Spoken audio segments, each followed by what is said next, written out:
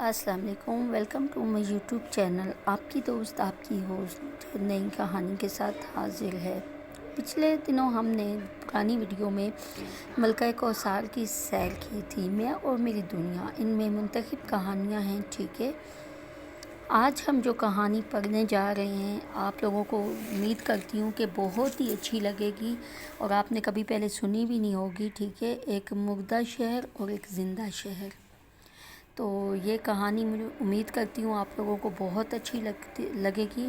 اگر آپ ہمارے چینل پہ نئے ہیں تو please like, share and subscribe ضرور کیجیے گا، تاکہ ہماری ہر آنے والی ویڈیو آپ تک پہنچ سکے اور آپ ایسی ہی اچھی مزید کہانیاں سن سکیں، ٹھیک ہے۔ تو بغیر ہم لوگ ٹائم ویسٹ کیے اپنی کہانی کی طرف چلتے ہیں، ٹھیک ہے۔ کہانی ہے ہماری مردہ شہر اور زندہ شہر۔ کہانی کو ہم شروع کرتے ہیں، ٹھیک ہے۔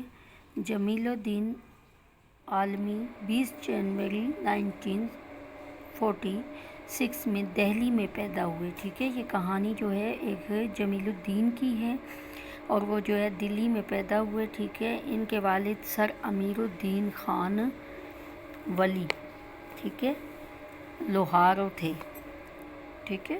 یعنی کہ ان کے جو باپ تھے وہ ان کا نام تھا امیر الدین ولی اور وہ لوہار تھے۔ ان کا خاندان ادب سے گہرا لگاؤ رکھتا تھا۔ اس خاندان نے اردو کی خدمت کی اور ایک نام پیدا کیا، ٹھیک ہے۔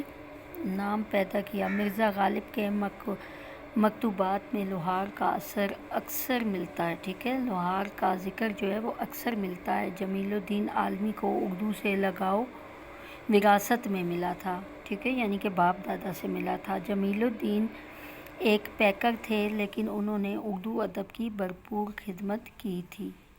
انہوں نے نظم و نثر دونوں میں ہی اپنا جدا انداز برقرار رکھا تھا، ٹھیک ہے۔ ان کی تحریر میں شگفتگی اور بے ساختہ پن تھا۔ زبان سلیس اور رواں ہے۔ ان کا بیان قادری کو اپنی جانب متوجہ رکھتا ہے۔ وہ شاعری میں عالمی تخلص کرتے تھے، ٹھیک ہے۔ ان کے دو ہیں اور نغمے زبان میں زعام ہیں، یعنی کہ انہوں نے تو نظمیں بھی لکھی، نغمے بھی لکھے۔ نثر میں ان کے سفر نامے، ڈرامے، تنقیدی مضامین اور دیگر تحقیقات تصانیف شامل ہیں۔ ان میں تماشا میرے آگے اور بہت ہی قابل ذکر ہے، یعنی کہ مشہور کہانی ہے۔ انہوں نے انجمن ترقی اردو میں 50 سال خدمت انجام دی۔ ڈاکٹر فرمان فتح پوری کے بقول جمیل الدین عالمی نے دوہے متعارف کرائے، ورنہ اردو شاعری اس مصنف سے محروم رہ جاتے۔ اس مصنف نے انہیں قبولیت عام دی، ٹھیک ہے۔ عالمی صاحب کو ادبی خدمات کے صلے میں صدارتی ایوارڈ تمغہ حسن کارکردگی ہلال امتیاز بھی دیا گیا۔ اب ہم کہانی کی طرف چلتے ہیں، ٹھیک ہے۔ آپ روم سے اکتا گئے ہوئے تھے، ٹھیک ہے۔ میں نے اکتایا، بلکہ ابھی تو اصلی یعنی پرانا روم شروع ہی نہیں ہوا، لیکن چلیے ذرا روم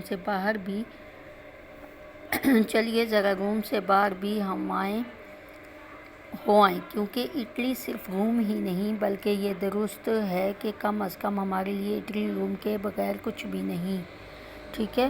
اب آدمی روم سے پہلے کہاں جائے؟ وینس، خوبصورت اور قدیم وینس جو پانی پر بنا ہوا ہے، یعنی جس کے گرد پانی ہے، جہاں سڑکیں نہیں بلکہ سڑکوں کی جگہ چھوٹی چھوٹی نہریں ہیں، یا نیپلز، وہ بندرگاہیں جن کے بارے میں ملاح اور سیاح کی طرح کی کہانیاں سناتے ہیں۔ ملاح صاحبان اور سیاح صاحبان دونوں معاف فرمائیں، کیونکہ یہ باتیں صرف قافیے کی نہیں بلکہ ان دونوں میں کوئی فرق نہیں سمجھتا۔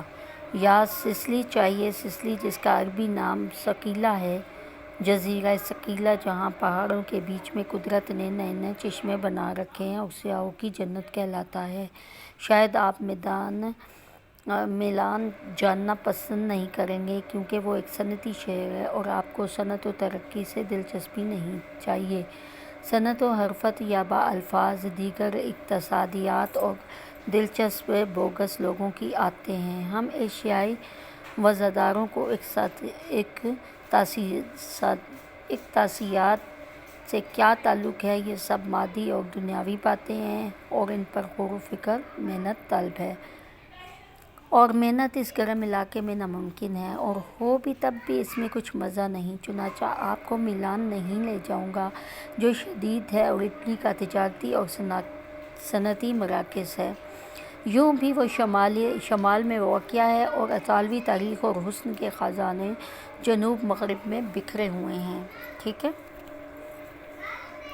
یعنی کہ آپ کو سمجھ تو آ گئی ہوگی کہ دیکھیں ایک وینس شہر ہے اٹلی کا، اور وہ جو ہے وہ سارا پانی پہ بنا ہوا ہے، ٹھیک ہے، اور وہاں پہ روڈیں شوڈیں نہیں ہوتی، صرف کشتیاں ہوتی ہیں، اور لوگ ایک دوسرے کے گھر بھی اور بازار بھی کشتیوں پر جاتے ہیں۔ گھر سے نکلتے ہیں، باہر کشتیاں کھڑی ہوتی ہیں، ان پہ بیٹھتے ہیں اور پھر ادھر ادھر چلے جاتے ہیں جہاں جس کو جانا ہوتا ہے، اور پھر کشتیوں پہ ہی واپس آ جاتے ہیں۔ ٹھیک ہے، تو اب ہم ایک اور اس میں یہ بتا رہے ہیں کہ جو صنعتی مراکز ہیں وہ تو بس کام کاج کے لحاظ سے ہیں، لیکن جو شمال میں واقع ہیں جو علاقے اٹلی میں، وہ بہت ہی خوبصورت ہے۔ یہ پومپی ای ہے، جسے انگریز دال پومپی آئی کہتے ہیں۔ پومپی آئی نیپلز کے ساتھ ہے، بلکہ نیپلز میں ہے، لیکن ہر چیز کہیں کہ ہے نہیں۔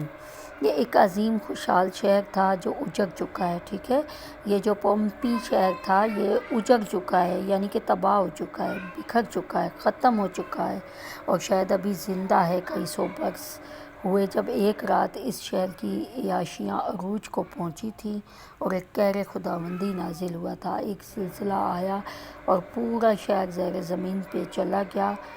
پومپی آئی دیکھنا یورپ ہی نہیں، ایشیا تک کے زائرین جوک در جوک آتے تھے۔ لمحہ بھر میں ختم ہو گیا، اس کے مکان کھنڈر بن گئے اور مقیم کھنڈروں میں دفن ہو گئے۔ مجھے یہاں بابل کے کھنڈر یاد نہیں آئے، ان کی عظمت زیر زمین نہیں کی گئی، بلکہ ان کو آسمان کھا گیا یا زمین نے ہضم کر لیا۔ ٹھیک ہے، اس طرح کہ آج تک ہزاروں اور ماہرین آثار قدیمہ کوشش کے باوجود پورے شہر کو اگلنے کو تیار نہیں ہیں۔ بچوں، دوستوں، بزرگوں، افسردہ حاکموں، اللہ کی گرفت بہت سخت ہے۔ یہ کھنڈر جو بائیں ہاتھ کو چلے گئے ہیں، نہ جانے کن کن امرائے عظام کے مسکین ہوں گے۔ انہی محلوں میں ہائی پالیٹکس بھی موجود ہیں، شہزادے، وزراء، فوجی افسر اور ایک دوسرے کے مواقف اور خلاف سازشیں کرنے والے بھی۔ موافق یعنی کہ منافق اور خلاف سازشیں کرتے تھے، پر مٹ بانٹتے تھے۔ ٹھیک ہے، عہدے تقسیم کرتے تھے، بادشاہوں کو بننے اور بگاڑنے کے چکروں میں مبتلا کرتے تھے، اور اب وہ سب کھنڈر ہیں، خاک ہے، خاک اور پتھر، جن کا عام مشہور شعر عبرت ہے اور جسے میں ان کی عمومیت کے باوجود بار بار دہراتا ہوا، مگر سننے والے نہیں سنتے، سمجھنے والے نہیں سمجھتے اور دیکھنے والے نہیں سمجھتے، تو خدا سے ڈر کے بجائے غصے میں مبتلا ہو جاتے۔ اور یہ تو آپ نے بھی سنا ہوگا کہ غصے سے زلزلہ پیدا ہوتا ہے، اور زلزلے کے بارے میں جب حکیم ڈاکٹر جانتے ہیں کہ وہ کسی نہ کسی پر گر کر رہتا ہے، یعنی کہ کسی نہ کسی پہ گر کے ہی رہتا ہے۔ چنانچہ پومپی آئی سے جلد باہر نکل جائیے، مبادا آپ کو عبرت کے بجائے غصہ آ جائے گا، جس نے زلزلہ پیدا ہو کر کسی عضو ضعیف پر گر جائے گا۔ کچھ ہی مدت بعد نہ آپ رہیں گے اور نہ آپ کا غصہ، آپ کا زلزلہ، نہ عضو ضعیف، بلکہ سب پومپی آئی بن جائیں گے، سب کھنڈر ہو جائیں گے، سب کا نام بدل جائے گا اور سب کو ایک نام یاد کیا جائے گا، اور وہ نام وہی پرانا نام ہے، پرانا سٹرا ہوا نام، تاریخ۔ ویسے بھی آپ کو امپلس یونیورسٹی لے جاتا، جہاں پروفیسر الزرنی باؤزنی اردو پڑھاتے ہیں۔ انہیں ہم انگریزی دان الیگزینڈر بوسانی کہتے ہیں، اور یہ حضرت بار بار پاکستان آتے رہے اور بیکار اردو کی حمایت میں تقریریں بھی کرتے رہے۔ ٹھیک ہے، ویسے انہیں حکومت پاکستان نے ستارہ امتیاز بھی عطا کیا، لیکن حکومت نے تو مولوی عبدالحق مرحوم کو بھی ہلال قائد اعظم دیا، اور ان کے باوجود اردو وہیں کی وہیں رہی جہاں ان ہلالوں اور ستاروں سے پہلے تھی۔ اس وقت ایک دم تھیٹریکل انداز میں نعرہ لگانے کو جی چاہتا ہے کہ اردو کا سورج چمکے گا، چمک کر رہے گا۔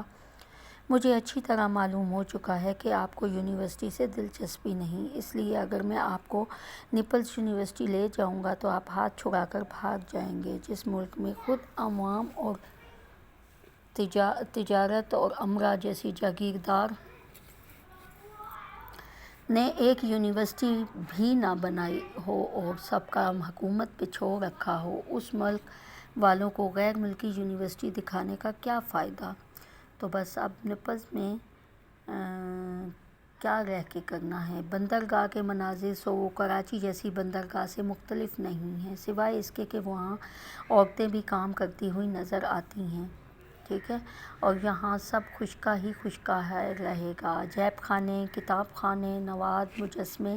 تو آج بھی انتقاماً ان کی بات نہیں کروں گا۔ یہ جذبہ انتقام اس احساس کی پیداوار ہے کہ اٹلی میں ہر شہر، ہر قرنے میں ان کی بہتاب ہے، اور میرے ملک میں جو کچھ ہے وہ بھی ملیا میٹ ہو جائے گا۔ اس لیے مجھے دوسروں کی اچھی چیزیں دیکھ کر بار بار غصہ آتا ہے۔ آؤ میاں مان جاؤ، کچھ دیکھو، نیپلز نہ صحیح تو وینس صحیح، مگر بجائے خود ایک الگ مضمون ہے، ایک دنیا ہے، ایک عجوبہ ہے۔ اس لیے ابھی اس کا پردہ سمسے پر بے چینی سے انتظار کیا جا رہا ہے۔ فی الحال فلورنس کا ایک تماشا دیکھیے جو روایتی انداز میں کھیلا جا رہا ہے۔ فلورنس اٹلی کے خوبصورت ترین مقامات میں شمار ہوتا ہے۔ پھولوں کی بہتاب، حلاوت اور مناظر کے حسن سے ہٹلر جیسے شخص سے بار بار اس شہر کی تعریف کرائی گئی ہے۔ میں تو بالکل ہی رفیق القلب آدمی ہوں، ابھی چلو بڑا تو صفحے کے صفحے بلکہ کتاب کی کتاب فلورنس کے تعریف میں لکھ دوں گا۔ ٹھیک ہے، یہ فٹ بال میچ کی تصویر ہے۔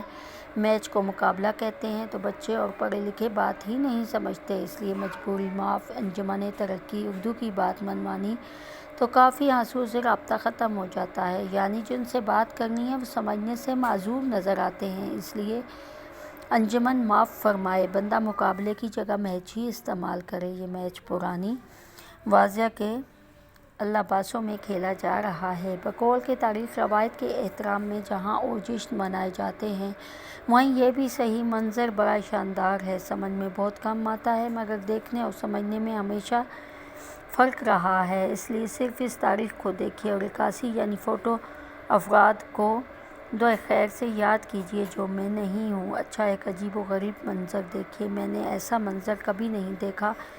یہ مقام ہے مونٹی یعنی کوہ چانی، اسی کے محال وقوع کی تفصیل بھی نہ جانیے، بلکہ سفید کے درختوں کو ترکیب دیکھیے۔ ترتیب اچھا رہتا، مگر ترکیب ذرا قانونی لفظ ہے۔ کیا میں اس منظر کو بغیر تصویر کے دکھائے بیان کر سکتا ہوں؟ ٹھیک ہے، بیان کر سکتا ہوں۔ اس سے دیکھے تلسی داس سے کیا بات کہی تھی بھائی، معاف کیجیے، ادب کے معاملے میں ہندو، مسلمان، عیسائی کا سوال پیدا ہی نہیں ہوتا، اور تلسی دان کو تو یوں بھی معاف ہے کہ وہ اسلام سے بہت پہلے کا آدمی کہتا ہے، یعنی تعریف کیسے کروں، کیونکہ آنکھوں کو زبان نہیں ملی اور زبان کی آنکھیں نہیں ہوتی۔ ہائی وے، یہ مضمون بہت سے شعراء یورپ اردو نے چرایا ہے، ایک بار میں نے بھی چرا لیا تھا، مگر میرا جی مرحوم نے پکڑ لیا، چنانچہ انتقاماً اور ایماناً کم از کم اردو دنیا میں ظاہر کر دینا چاہتا ہوں کہ مضمون اصل میں تلسی داس کا ہے۔ ٹھیک ہے، دیکھیں آج ہم نے پڑھی ہے وینس کے بارے میں، اور اردو زبان جو ہماری تھی یہ کیسے وجود میں آئی، اور اردو زبان کو کن کن لوگوں نے تمغہ امتیاز، تمغہ ہلال، تمغہ جرأت ملا، لیکن پھر بھی اردو کے بارے میں کچھ بھی نہیں ہوا، اردو وہیں کی وہیں رہی، ٹھیک ہے۔ اردو ہماری قومی زبان ہے اور بہت ہی خوبصورت زبان ہے۔ انگلش اگر ہم سیکھنا چاہیں تو ہمیں منٹ میں آ جاتی ہے، ٹھیک ہے، لیکن اردو زبان کو سیکھنے کے لیے سالوں لگ جاتے ہیں، پھر بھی وہ بندہ اردو نہیں بول سکتا۔ تو بہت ہی خوبصورت زبان ہے، ٹھیک ہے۔ آج تک کے لیے اس ویڈیو میں اتنا ہی، دعاؤں میں یاد رکھیے گا۔ پھر ایک نئی ویڈیو میں نئی کہانی کے ساتھ ہم آپ کو لے چلیں گے اور ایک اچھی سی خوبصورت کہانی سنائیں گے جس کو آپ سن کر بہت ہی خوش ہوں گے۔ یہ تو کہانی نہیں تھی بلکہ ایک سبق آموز بات تھی ہمارے شاعروں کی، ٹھیک ہے، اور ہمارے وہ جو جیسے قائد اعظم تھے، علامہ اقبال تھے، اور ہمارے اچھے اچھے جو لوگ تھے وہ گزر گئے، ٹھیک ہے، ان چیزوں کے بارے میں، شمالی علاقہ جات کے بارے میں لکھتے ہوئے، ٹھیک ہے، تاکہ ہم نئی نئی باتیں سننے سے نالج میں اضافہ ہوتا ہے۔ تو میں یہی کہوں گی کہ آپ جو ہے بیل آئیکن پریس کیجئے، لائک کیجئے، شیئر کیجئے، کمنٹ کیجئے اور سبسکرائب کیجئے تاکہ ہماری ہر آنے والی ویڈیو آپ تک پہنچے اور آپ کو طرح طرح کے جنرل نالج فراہم کیے جائیں۔ اگر مزید آپ کچھ سننا چاہتے ہیں، کچھ دیکھنا چاہتے ہیں تو پلیز کمنٹ میں ضرور بتائیے گا۔ تب تک کے لیے دعاؤں میں یاد رکھیے گا۔ اللہ حافظ۔